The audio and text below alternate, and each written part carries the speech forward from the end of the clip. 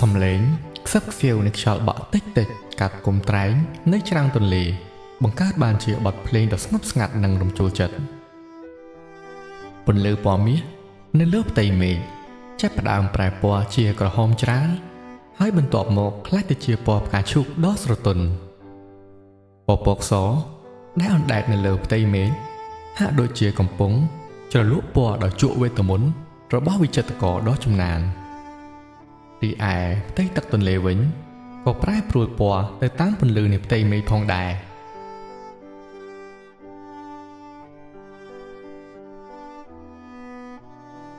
ទឹកទន្លេ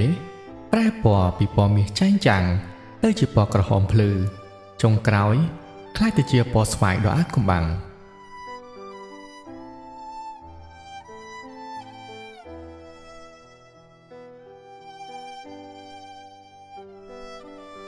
នៅតាមបណ្ដោយច្រាំងទន្លេដើមឈើធំធំ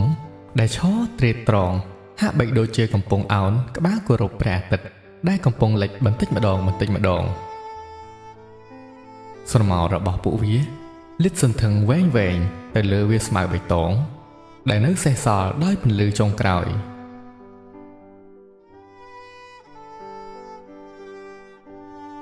ក្រឡេកទៅមើលកំឡោះសង្ហារបស់យើងវិញកំពុងចែវទុកថ្នោតតូចមួយយ៉ាងថ្នមជាមួយនឹងសំឡេងច្រវាទាំងកិច្ចនឹងទឹកបង្កើតបានជាសូរសំឡេងយ៉ាងរណ្ដំតាមដងទន្លេដែលហូររឹមពោពេញទៅដោយផ្កាឈូកដ៏ស្រស់បំព្រងក្បែរគាត់គឺមាននារីឋានព្រះច័ន្ទមានឈ្មោះថាស៊ីវលីងដ៏ស្រស់ស្អាតប្រកបទៅដោយទឹកមុខស្រស់ស្រទន់កំពុងអង្គុយស្ងៀមភ្នែកនាងរេសម្លឹងមើលទេសភាពជុំវិញប្រកបដោយស្នាមញញឹមតិចខ្យល់ត្រជាក់ផាត់ផាយបក់មកប៉ះនឹងផ្ទៃមុខអ្នកទាំងពីរបង្កើតបានជាក្លិនដ៏ក្រអូបនៃផ្កាឈូកដ៏សែនមនោរម្យសំឡេងទឹកហូរតិចលីឡំជាមួយនឹងសត្វស្លាបដែលបន្លឺឡើងពីចម្ងាយបង្កើតបានជាបរិយាកាសដ៏សុខសាន្តក្រៃលែង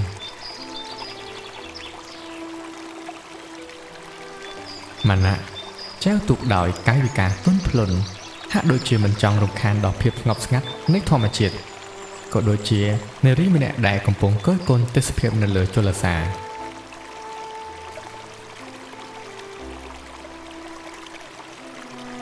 ពេលខ្លះ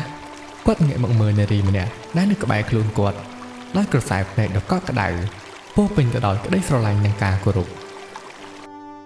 ចំណែកនារីម្នាក់នោះវិញគ្រាន់តែងក់ក្បាលតិចជាការឆ្លើយតប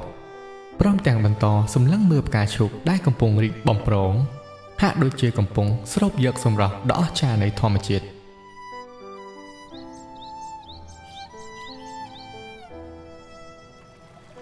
ពន្លឺព្រះអាទិត្យចាំងចែងរលើបរលោងលើផ្ទៃទឹកធ្វើឲ្យផ្កាឈូកកាន់តែលេចធ្លោបញ្ចេញសម្រស់ស្រស់ស្អាតទ្វេដង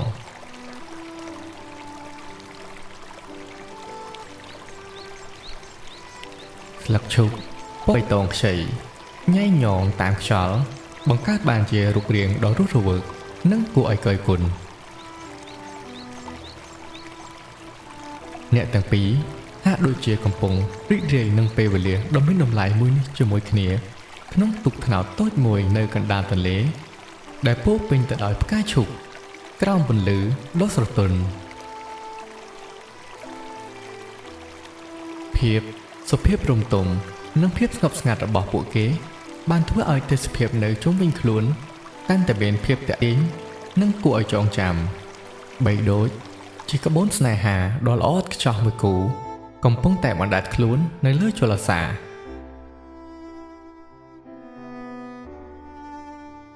កំឡោះម៉ាណាចែវទូកបានមួយសន្ទុះក៏ងាកមកសួរក្រមុំស៊ីវលីងដោយសំឡេងយ៉ាងទន់ភ្លន់ថាតើប្អូនសប្បាយចិត្តទេនៅថ្ងៃនេះស៊ីវលីងងើយមកបន្តិចរួចញញឹមយ៉ាងស្រទន់ហើយតបមកវិញថាបងដឹងទេថាប្អូនសប្បាយចិត្តខ្លាំងណាស់នៅក្បែរបងប្អូនមានអារម្មណ៍ថាកក់ក្ដៅរួមជាមួយនឹងផ្កាឈូកដ៏ស្រស់ស្អាតនេះ ធ្វើឲ្យប្អូនមានអារម្មណ៍ថាគ្រប់យ៉ាងគឺល្អឥតខ្ចោះហើយបង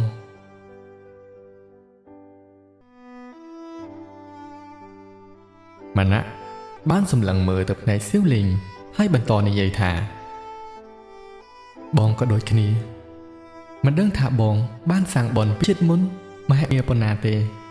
បានជាមានសំណាងដូចពេលនេះពេលដែលបានឃើញស្នាមញញឹមរបស់ប្អូនបងមានអារម្មណ៍ថាអ្វីដែលបងបានធ្វើគឺពិតជាមានន័យ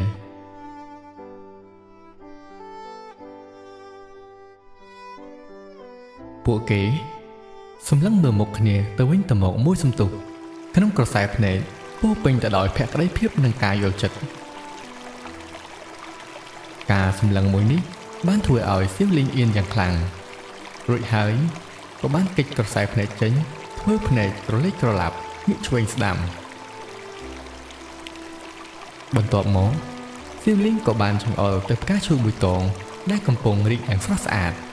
រួចហើយក៏និយាយថាមើលផ្កាឈូកនោះទៅបងពណ៌របស់វាស្អាតខ្លាំងណាស់តើបងអាចបេះវាឲ្យប្អូនបានទេ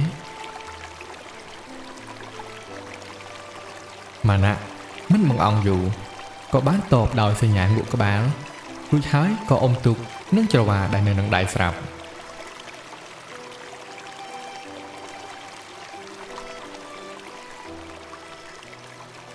ម៉ាណាក់អុំថ្នមពុះជ្រែកស្លឹកឈូកបង្កើតបានជាស្នាមធ្នេរដូចកូនផ្លូវទឹកតូចមួយ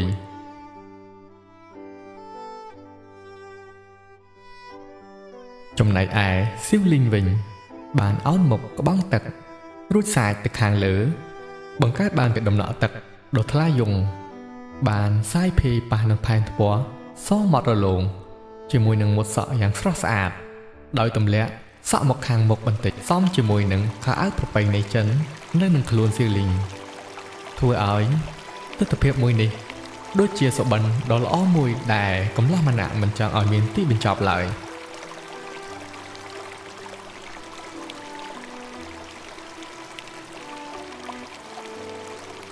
បន្ទាប់ពីច្រវាទង្គិចជាមួយនឹងទឹកមួយសន្ទុះម៉ាណាក់បានយកដៃឆ្វេងទាញដៃឲ្យខាងស្ដាំឡើងលើត្រឹមកែងដៃរួចលូកទៅកាច់ផ្កាឈូកតាមសំណើរបស់កញ្ញាសៀវលីងម៉ាណាក់ក៏បានបន្តទៀតថាស្អាតណាស់ពិតជាស្អាតគ្មានពីរសៀវលីងក៏បានបោះពាក្យគាំទ្រនឹងសម្ដីរបស់ម៉ាណាក់ថាពិតមែនហើយបងស្រស់ស្អាតខ្លាំងណាស់នាងបានលូកដៃយកផ្កាឈូកនៅនឹងដៃម៉ាណាក់ដែលម៉ាណាក់ហាក់ដូចជាផ្លឹកនឹងអ្វីមួយនាងបានយកផ្កាឈូកកាន់នៅនឹងដៃហើយយកទៅស្រង់ស្រូបក្លិនរួចក៏ញញឹមតិច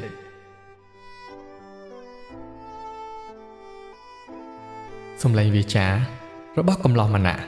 ទាំងដែលក្រសែភ្នែកជាប់នៅនឹងវងភ័ក្រសៀវលីងបានបន្តមកថា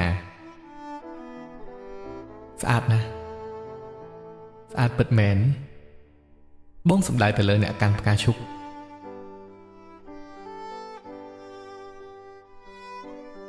សៀវលីងនៅត្រឹងស្ងៀមមួយសន្ទុះរួចក៏ងាកមកក្រោយហើយញញឹមតិចដោយទឹកមុខអៀនខ្មាស់នាងខំធ្វើអារម្មណ៍ឲ្យបាត់នៅស្នាមញញឹមរួចទើបងាកមកមើលកំឡោះម៉ាណាក់វិញហើយរៀបរឹកពីធ្វើដូចធម្មតាពួកគេអង្គុយជាមួយសន្ទុះរួចហើយក៏បានងាកទៅមើលទស្សនភាពផ្កាឈូកដ៏ស្រស់បំព្រងនៅជុំវិញខ្លួនថែមទាំងមានកូនកោះមួយពោពេញទៅដោយព្រៃឈើបៃតងខ្ចីវាកាន់តែបន្ថែមសម្រស់អំពីទស្សនភាពនៃដងទន្លេនាពេលថ្ងៃរៀបលិច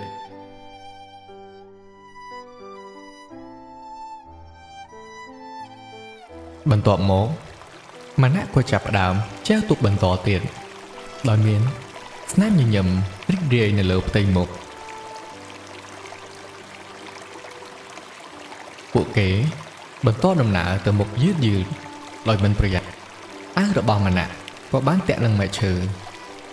ព្រោះថាផ្លូវទឹកដែលចែវមកត្រូវកាត់នឹងព្រៃដ៏តូចឆ្អៀតដែលមានបន្លាពេញពាសការតាក់នឹងមែកឈើមួយនេះបានធ្វើឲ្យអាវរបស់កំឡោះម៉ាណាក់រហែករបូតបញ្ចេញនូវសាច់ដុំដ៏រឹងមាំស៊ីវលីងបានងាកមកចេញរួចហើយ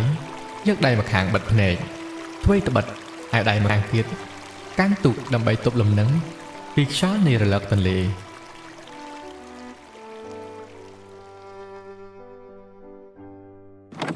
សកម្មភាពរបស់នាងមួយនេះបន្តរហូតដល់កូនទូកថ្នោតផ្លាស់ទីទៅដល់ច្រាំងដោយនាងមិនបានបដូរនៅសកម្មភាពដោយយកដៃបិទមុខនិងងាកមុខចេញនាងមិនសំបីតែងាកឬកម្រើកបន្តិចសំបីតែពេលឡើងទៅដល់ច្រាំងក៏នាងមិនងាកមកមើលកំឡោះម៉ាណាក់ឡើយ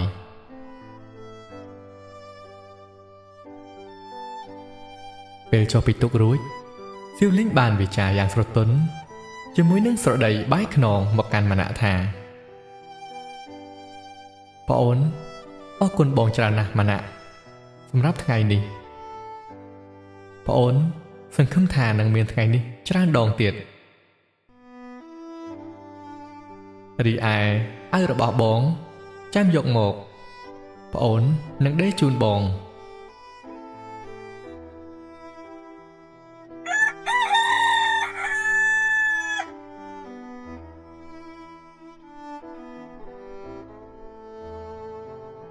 សំឡេងមន់រងាវលាន់កងរំពើងឮពេញភូមិតាមផ្ទះបន្តបន្ទាប់គ្នាប្រៀបបីដូចជាម៉ោងរលធម្មជាតិដ៏ប្រពៃសម្រាប់អ្នកស្រុកស្រែតាមជនបទ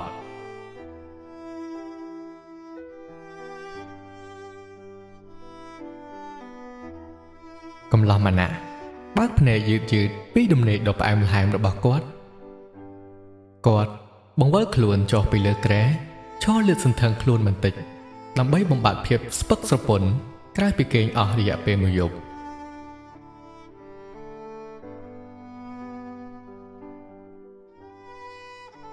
បន្ទាប់មកគាត់ដើរទៅបើកបង្អួចឲ្យពន្លឺព្រលឹមស្រាវស្រើបចូលទៅក្នុងបន្ទប់រួចហើយគាត់ឈរមើលទេសភាពតាមមាត់បង្អួចនិងស្រូបយកខ្យល់អាកាសបរិសុទ្ធនាពេលព្រឹកព្រលឹម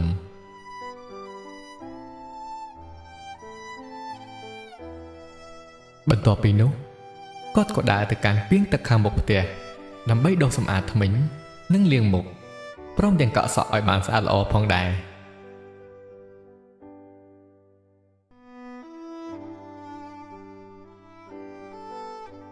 ទឹកត្រជាក់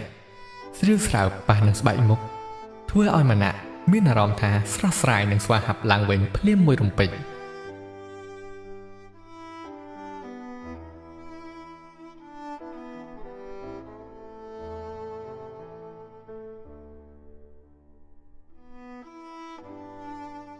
បន្ទាប់ពីសម្អាតខ្លួនរួចរាល់ម៉ាណាក់ក៏បានស្លៀកពាក់ខោអាវដែលបានរៀបចំទុកជាស្រេចលុះដល់ម៉ោងម៉ាណាក់ក៏បានរៀបចំខ្លួនសម្រាប់ចេញទៅធ្វើការគាត់ពាក់ស្បែកជើងផ្ទាត់ជាមួយនឹងកាន់ថង់ខ្មៅមួយជាប់នឹងដៃរួចក៏បានដើរចេញពីផ្ទះ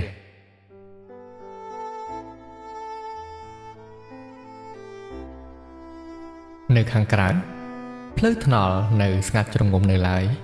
មានមនុស្សតិចតួចណាស់ដែលធ្វើដំណើរនៅតាមដងផ្លូវខ្យល់អាកាសត្រជាក់ស្រាវនាំឲ្យមាននៅភាពស្រស់ស្រាយនិងស្ងប់ស្ងាត់គាត់បានដើរតាមបណ្ដោយនៃផ្លូវលំដែលមានដើមឈើតូចធំអមសងខាងផ្លូវឥតដាច់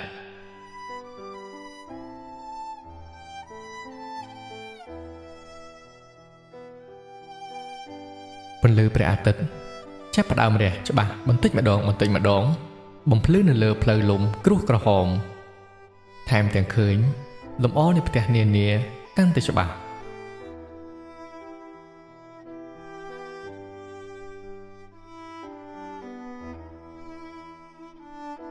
ដំណើរដើរមួយបន្ទុះក៏បានទៅដល់ផ្សារឃើញមនុស្សមួយចំនួនញាប់ដៃញាប់ជើងជាមួយនឹងកិច្ចការរៀងៗខ្លួន លោកយាយម្នាក់កំពុងអោនភ្លក់បបរដែលកំពុងពុះហុយហុយរីឯលោកតា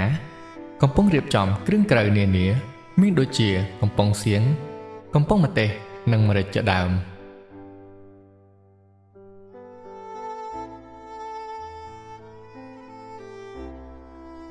ដើរមកដល់ផ្ទះរបស់សៀវលីងម្នាក់បានហុចថង់ខ្មៅឲ្យសៀវលីងដែលកំពុងរៀបចំព្យួរអីវ៉ាន់រួចហើយម្នាក់ក៏បាននិយាយថាប្អូននេះអាវបងដែលរហ័យកាលពីម្សិលមិញសៀវលីងក៏បានតបមកវិញថាចាស់បងចាំយប់នេះប្អូននឹងរៀបចំដេកជូន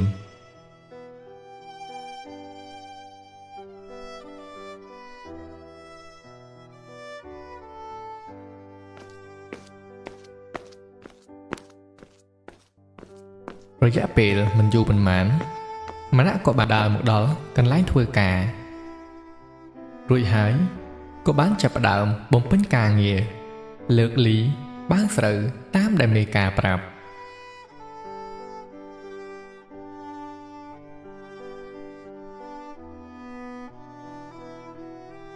នៅរោងម៉ាស៊ីនកិនស្រូវដែលពោពេញទៅដោយភាពមមាញឹករបស់កម្មករនៅក្រោមកម្ដៅថ្ងៃហួតហែងបែកសូរស្រាក់ភ្លាមនោះស្រាប់តែមានខ្យល់បក់យ៉ាងត្រជាក់បណ្ដាលឲ្យមានចិត្តក្រឡេកខ្សែភ្នែកទៅមើលក្រមុំសារីតាដែលកំពុងរវល់ដៃគ្មានពេលទំនេរក្នុងការទូទាត់បញ្ជីជំនួសលោកដង្ខៅដែលធ្វើឲ្យកំឡោះម្នាក់បានគិតក្នុងចិត្តថាមើលពីចំហៀងចេះស្នាមញញឹមរបស់នាងហាក់បីដូចជាសណ្ដំចិត្តបាត់អស់នៃការនឿយហត់ហាក់ដូចជាធូរស្បើយក្នុងចិត្តប៉ុន្តែបោះត្រង់អាចឆ្នះប៉ះមិនបានតែម្ដង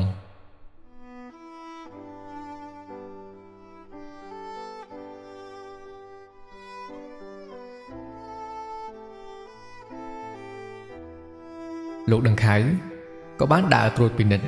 កម្មករកំពុងមមាញឹកធ្វើការដោយសពមួយដងក៏បានជួបនឹងនិយាយជាមួយវិចិត្រលោកដង្ខៅក៏បាននិយាយជាមួយវិចិត្រថាឯងជាក្មេងស្រុកភូមិធំធាត់ឡើងជាមួយម៉ាណាក់ក៏ប៉ុន្តែការងាររបស់ម៉ាណាក់និងការងាររបស់ឯងគឺមានលទ្ធផលខុសគ្នាដាច់ឯងក៏លេចមើលទៅក្មេងអាម៉ាណាក់នេះហាក់ដូចជារហ័សរហួននិងរវិះរវៃជាងឯងអញ្ចឹងហើយឯងគួរតែយកគេជាគំរូនិងខិតខំធ្វើការបន្ថែមទៀត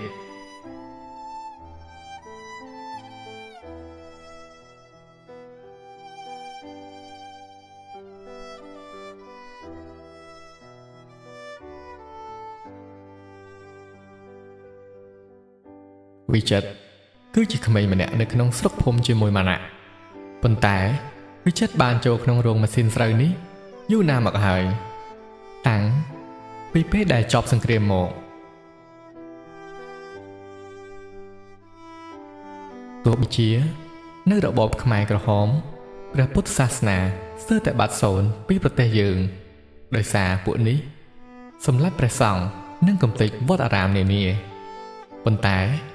ក្រោយពីសង្គ្រាមត្រូវបានបញ្ចប់ទោះបីជាសង្គ្រាមស៊ីវិលនៅបន្តិចបន្តួចក្នុងប្រទេសយ៉ាងណាក្តីការរស់ឡើងនៃពុទ្ធសាសនាបានងើបឡើងយ៉ាងលឿនព្រះសង្ឃដែលសល់ពីសម័យមុនខ្លះចូលព្រៃជ្រៅខ្លះសិតជាព្រះសង្ឃរួមជាមួយនឹងអ្នកស្រុកបានចាប់ផ្ដើមជួសជុលនិងបង្កើតវត្តអារាមនិងវិហារឡើងវិញនេះសបញ្ជាក់ឲ្យឃើញថាប្រជាជនខ្មែរយើងពិតជាប្រកាន់ភ្ជាប់នឹងពុទ្ធសាសនាយ៉ាងល្អ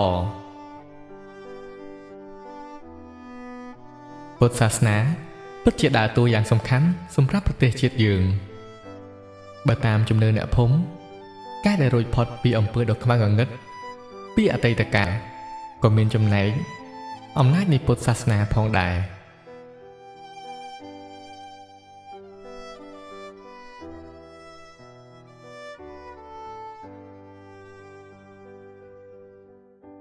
ការងារបានបញ្ចប់ក្រុមមន្ត្រីខ្មាំងសារិតាបានងើបឡើងពីកៅអី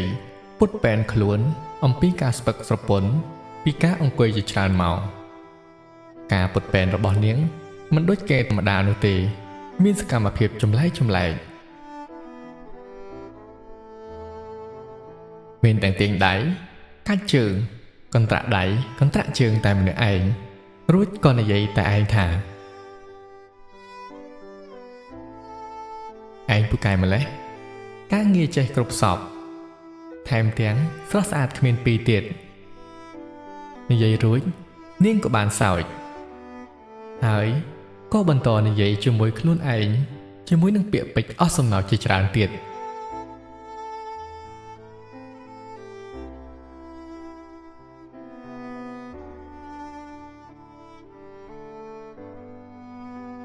តែមិនមែនម្នាក់ឯងឯណានៅក្នុងរោងម៉ាស៊ីនស្រូវនេះនៅសល់ម្នាក់ទៀតដែលមិនទាន់បានត្រឡប់ទៅផ្ទះគឺគេនៅបង្ហើយការងារដែលលោកដឹងខៅបានផ្ដាំឲ្យរៀបរយ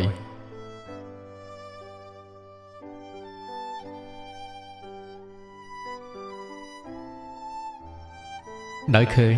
សកម្មភាពចម្លែកបែបនេះគេចង់តែសើចប៉ុន្តែខំទប់រួចក៏និយាយថាស្លាប់ហើយកូនលោកដឹងខៅពេញក្រមុំស្ដោកទៅហើយរូបរាងក៏ស្រស់ស្អាតតែចរិតវិញក្មេង10ឆ្នាំមិនដូរ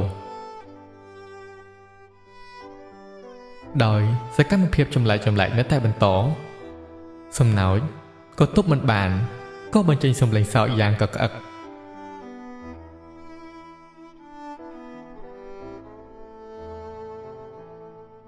ឮសំឡេងនេះភ្លាមមិនទុកយូរសារិតាក៏បានដើរទៅរកសំឡេងភ្លាមរួចក៏បាននិយាយថាណែនាយនៅថ្មនេះហើយមិនត្រឡប់ទៅផ្ទះវិញមានគម្រោងអ្វីមិនល្អមែនទេប្រាប់ភ្លាម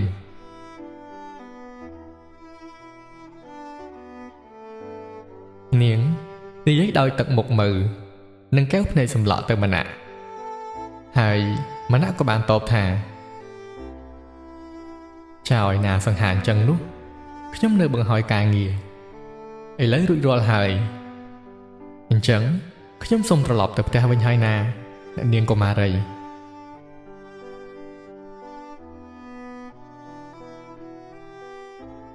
លើពាក្យនេះភ្លាម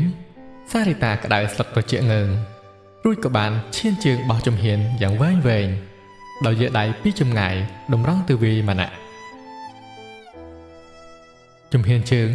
ដ៏វែងបោះទៅដោយកំហឹងតែមិនទាន់ដល់គូសត្រូវផងក៏បានក្រឡាច់នឹងគល់ឈើកោតស្រូវដួលក្រឡាប់មួយជុំរៀបនឹងដល់ដីទៅហើយក៏មានដៃមួយគូដ៏រឹងមាំលូកមក3ត្រកងបង3ត្រង់ចង្កេះសក់ខ្មៅរលាស់ប៉ះនឹងផ្ទៃមុខម្នាក់បន្ទាប់មកបានបង្ហាញពីផ្ទៃមុខដ៏សែនផូរផង់របស់សារិតាគៀកនឹងមុខកំឡោះម្នាក់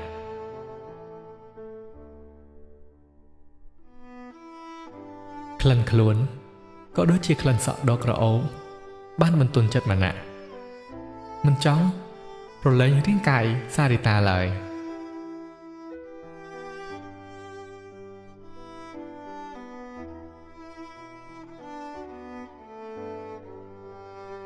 ម្នាក់បានអោនមុខរួចនិយាយថាប្រញាប់ទៅណានឹងអ្នកនាងកុមារីមានរឿងអ្វីយើងអាចនិយាយគ្នាបានមិនចាំបាច់ប្រើដៃប្រើជើងនោះទេ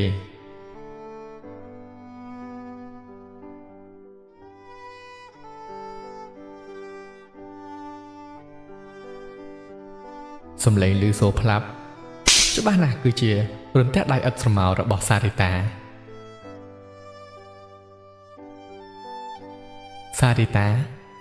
ទះទៅម្នាក់តែរាងកាចនៅនឹងដៃរបស់ម្នាក់នៅឡើយបន្ទាប់ពីទះម្នាក់ហើយសារិតាក៏បានរុញច្រានម្នាក់ឲ្យចេញឆ្ងាយពីខ្លួនបំរុងនឹងយាដៃទះទៀតប៉ុន្តែស្របទន្ទឹមនឹងពេលនោះលោកដង្ខៅក៏មកតន់ហើយសួរថាទៀតហើយកូនឯងឃើញតែឆ្លោះគ្នាជាមួយនឹងម្នាក់នឹង ងតែគ្នាសុភាពមិនចេះមាត់ធ្វើបាបតែគ្នារហូតតែទោះជាយ៉ាងណាខ្លួនយើងជានារីខ្មែរមានរឿងអ្វីនិយាយតាមសម្រួលទៅមិនបាច់ប្រើដៃប្រើជើងនោះទេសារីតាក៏បានតបយ៉ាងរហ័សទៅលោកដង្ខៅវិញថាលោកពុកនេះមិនមែនសុភាពទេគឺអាគាត់នឹងតែងតែមករករឿងកូនរហូតម៉ាណាក៏បានតបទៅលោកដង្ខៅថាជំរាបប្រសាសន៍លោកដង្ខៅខ្ញុំនៅជួយបង្ហើយច្រកស្រូវតាមបញ្ជាលោកដោយអាចិតវាមិនស្រួលខ្លួនទើបខ្ញុំឲ្យវាទៅផ្ទះមុនដោយការងារច្រើនខ្ញុំនៅជិតតែម្នាក់ឯងទើបហួសម៉ោងបែបនេះឯអ្នកនាងសារីតាឃើញខ្ញុំនៅជាងកម្មរដ្ឋតីបែបនេះមិនស្ដាប់ហេតុផលបែរជាមកចោទថាខ្ញុំជាចោរមានបំណងមិនល្អ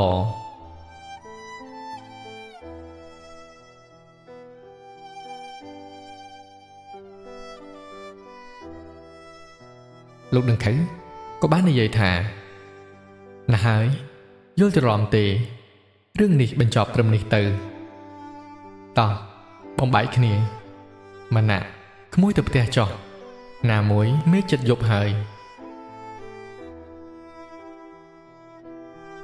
ប៉ុន្តែ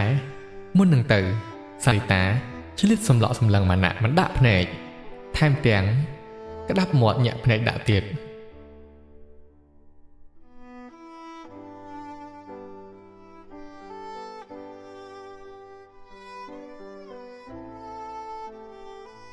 បន្ទាប់ពីប្រមូលភោគផលតាមប្រពៃណីខ្មែរយើងតាំងពីបុរាណកាលមក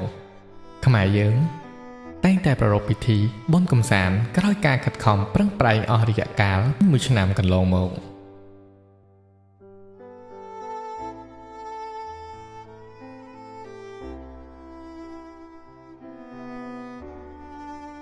ក៏ដូចជាស្រុកភូមិរបស់ម៉ាណា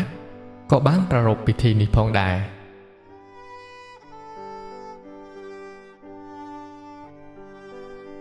ព្រឹកប្រហៀមស្រៀងពន្លឺព្រះអាទិត្យឈៀងចូលបំភ្លឺបញ្ចេញពន្លឺពណ៌មាសយ៉ាងស្រទន់នៅលើដំបូលវត្តចាំងព្រាកប្រៀបដូចជាពន្លឺពេជ្រសំឡេងជួងបន្លឺឡើងលាន់ឮរំលឹកដល់អ្នកស្រុកអំពីកម្មវិធីបុណ្យកំសាន្តភូមិ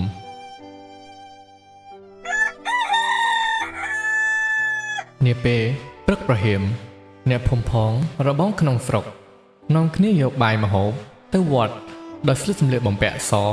ជាមួយនឹងស្បៃពានាដៃកាន់ផ្កាឈូកទៅប្រគេនព្រះសង្ឃជាមួយនឹងទឹកមុខដ៏រីករាយស្ត្រីចំណាស់នៅក្នុងភូមិស្លៀកពាក់សំពត់ចុងក្បិននាំគ្នាទៅប្រគេនចង្ហាន់ដល់ព្រះសង្ឃម្ហូបអាហារមានលក្ខណៈសាមញ្ញតែពោពេញទៅដោយឱជារស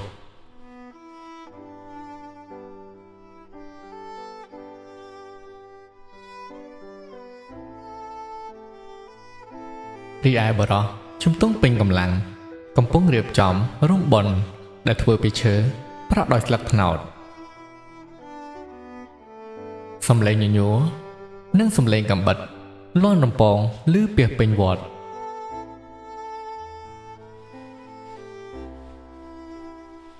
ព្រះសង្ឃចាប់ផ្ដើមសូត្រធម៌បង្សកូលដល់អ្នកស្លាប់នាសម័យរបបប្រល័យក៏ដូចជាកាន់ទុកសម្រាប់ពួកគេផងដែរ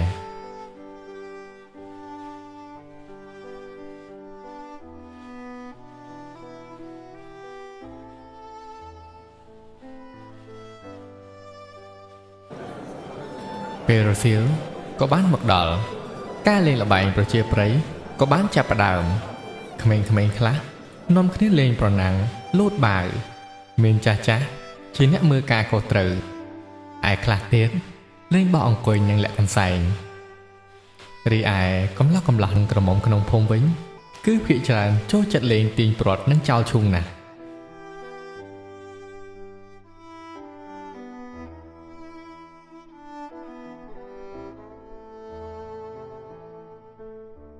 សំឡេងហូរកញ្ជ្រៀវនិងសំណុចបន្លឺឡើងប្រហឹងពេញវត្តចាស់អង្គុយនៅលើគ្រែឫស្សីមើលកូនក្មួយលេងដោយស្នាមញញឹម សំឡេងមេក្រូនៃអាចារ្យប្រកាសរកកំឡោះក្រមុំស្ម័គ្រចិត្តលេងចោលឈូងដោយម្ខាងជាក្រុមបរោះនិងម្ខាងទៀតជាក្រុមនារី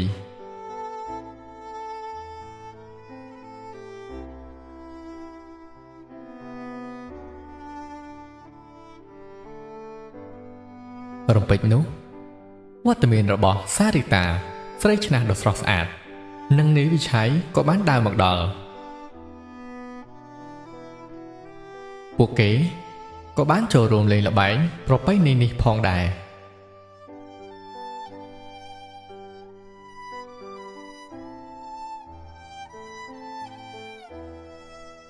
បន្ទាប់ពីសារីតាចូលលេងភ្លាមធ្វើឲ្យមានអ្នកលេងខាងប្រុសកើនឡើងរហូតដល់លោកអាចារ្យបានប្រាប់ថាគ្រប់ហើយ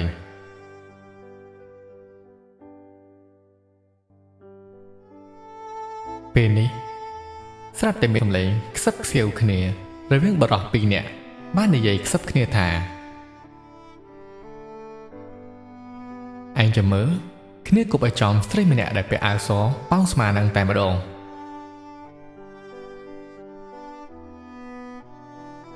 គ្រាន់តែលើបែបនេះភ្លាមបរិសុទ្ធម្នាក់ទៀតក៏បានតបថាយីមិនបានទេអាសម្លាញ់ឯងនៅស្រុកផ្សេងបានមិនដឹងកុំលេងសើចនឹងម្នាក់នឹងអីឆ្នះឆ្នើមខ្លាំងណាស់ប៉ះមិនបានទេជេរ2ថ្ងៃមិនទាន់អស់ពាក្យផងណាមួយបងនាងគឺជាអ្នកលេងនៅភូមិនេះផងជិះបានក៏ជិះទៅ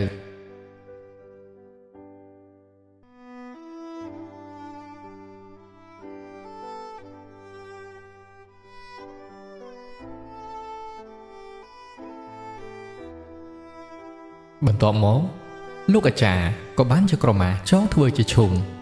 រួចហើយហុចឲ្យសារីតាជាអ្នកបោះមុនគេ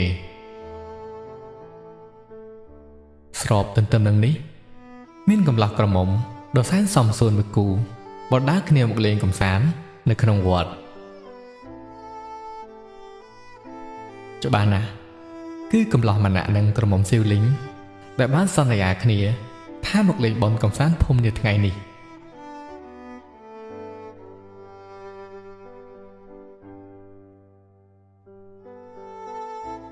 ប៉ុន្តែកំឡោះម៉ាណាក់មើកលើកនេះជាមួយរូបរាងដ៏ស្រស់សង្ហាស្អាតប្លែកជាមួយនឹងសម្លៀកបំពាក់ទើបតែនឹងកាត់ថ្មីអាវសទៅនុយនឹងខោខ្មៅមានភ្លីយ៉ាងរៀបរយសក់លាបចាហួយខ្មៅរលោងរាងកាយមាំមួននិយាយទៅគឺសង្ហាតែម្ដង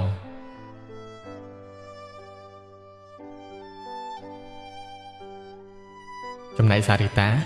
ក៏ដូចជានារីផ្សេងទៀតបានងាកសម្លឹងទៅមើលកំឡោះម៉ាណាក់រួចហើយភ្លឹកបន្តិចបន្ទាប់មកក៏អោនមុខរួចលួចញញឹមតិចម្នាក់ឯងភ្លាមនោះសំឡេងមីក្រូលោកអាចារ្យបានបន្លឺឡើងប្រាប់ថាសារីតាចៅស្រីតោះគប់ឈូងចេញទៅ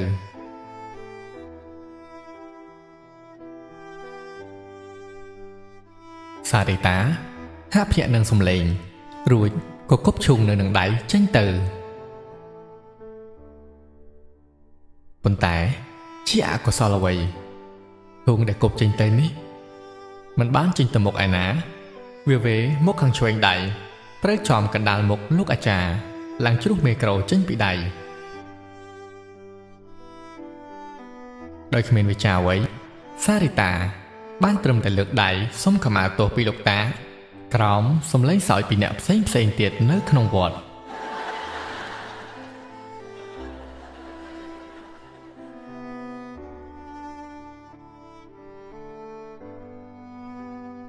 លុះពេលរាត្រីមានភ្លើងគោមចម្រុះពណ៌បំភ្លឺពាសពេញបរិវេណវត្តកំឡោះម៉ាណាក់និងសៀវលីងបានដើរបណ្ដើរជជែកគ្នាបណ្ដើរយូរម្ដងមានឃើញសោចប៉ុន្តែមិនដឹងថាសោចពីរឿងអ្វីនោះទេ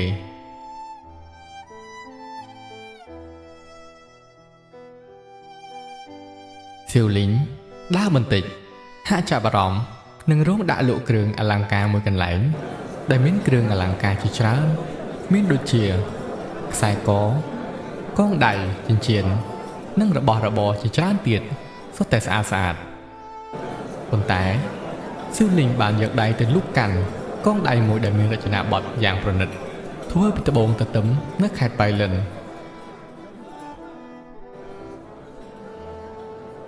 ម៉ាណា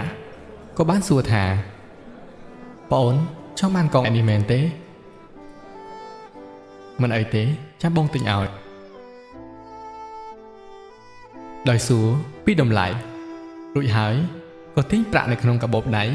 នៅក្នុងហប៉ៅខាងក្រោយរួចហើយម៉ាណាក៏ចាប់ផ្ដើមធ្វើអេះអុញទំនងជាលុយមិនគ្រប់ឃើញបែបនេះភ្លាម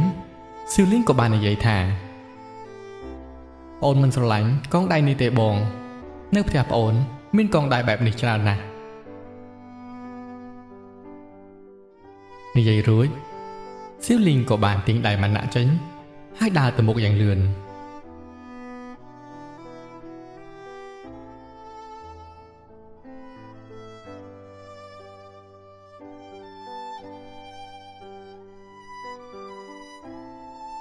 ដើរបន្តិចក៏បានប្រទះនឹងវិចិត្រនៅក្នុងរោងទឹកត្នោតជូរហើយវិចិត្របានស្រែកសួរម៉ាណាថាយីអាម៉ាណាមានគូសំណប់ស្អាតដាច់គេតែម្ដងហើយមិនណែនាំឲ្យគ្នាស្គាល់សោះ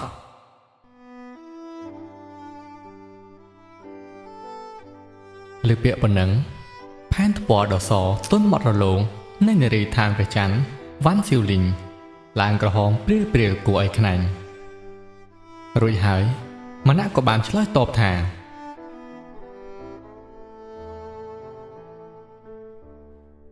មិនមែនសម្លាញ់នេះគឺសៀវលីងកូនហេចឹកជាប្អូនស្រីកំពូលសម្រស់របស់គ្នាទេតើ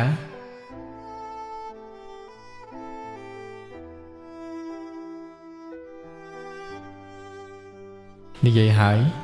ម៉ាណាក៏បានងាកទៅរកកញ្ញាសៀវលីងរួចក៏បានញញឹមតិចដាក់នាងការញញឹមមួយនេះធ្វើឲ្យនារីឋានព្រះច័ន្ទសៀវលីងកាន់តែអឿនខ្លាំងមួយកម្រិតថែមទៀត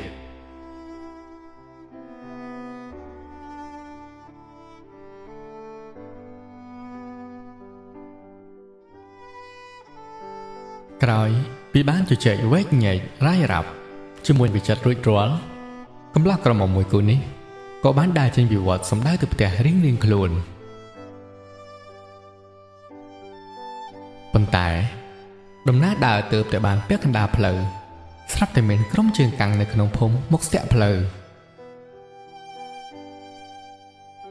ដោយដឹកនាំដោយបរិសម្នាក់កំពុងដើរមកតាមក្រោយមកទំពាអ្វីក៏មិនដឹងប្រកបណាស់គឺជានេវិឆ័យដែលគេបានសម្លឹងមើលអ្នកទាំងពីរតាំងពីពេលគេលេងចោលឈុកពីល្ងាចមកម្លេះនេវិឆ័យដើរទៅដើរមករួចក៏បានក្របួចកអាវម៉ាណាហើយនិយាយថាអាម៉ាមីមិនខ្លាចភ្លើងខួរក្បាលឯងផ្សំពីស្មៅមែនទេបានស្រឡាញ់គេមិនមើលប្រានបែបនេះល្ងងដោយក្របីចង់ស្រវាហងទេព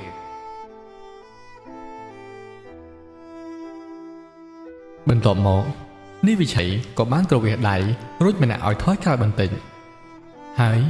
ក៏បានបន្តនិយាយទៅកាន់ក្រមុំសៀវលីងថាអ្នកនាងចាំខ្ញុំជូនទៅផ្ទះតែដើរអ្វីជាមួយជនអនាថាបែបនេះក្រខ្សត់កំព្រាគ្មានទីពំនាក់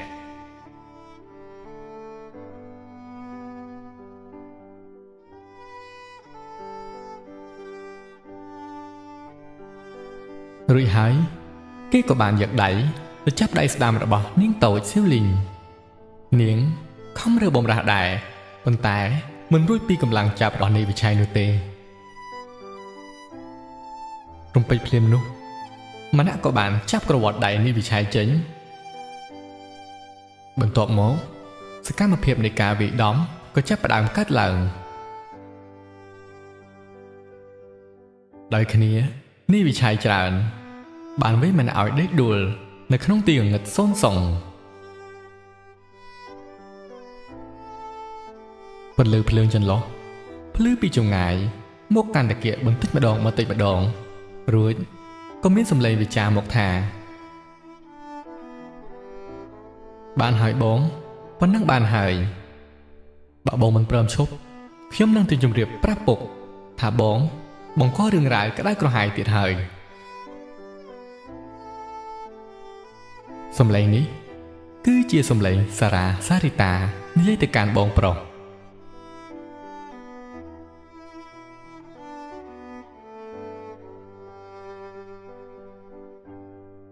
រួចហើយនេះវិឆ័យក៏បានឆ្លើយតបថាផ្ញើទុកសិនចុះរួចក៏ដើរទៅបាត់ភ្លាមនោះសារីតាបាននិយាយចំអកមកកាន់មណៈថាខំធ្វើការត្រករាល់ថ្ងៃមិនគិតសន្សំប្រាក់កាក់ទេបែរជាយកមកលំអខ្លួនលយឆាយអួតគូកំណាន់ឲ្យសមមុខអញ្ចឹងចុះ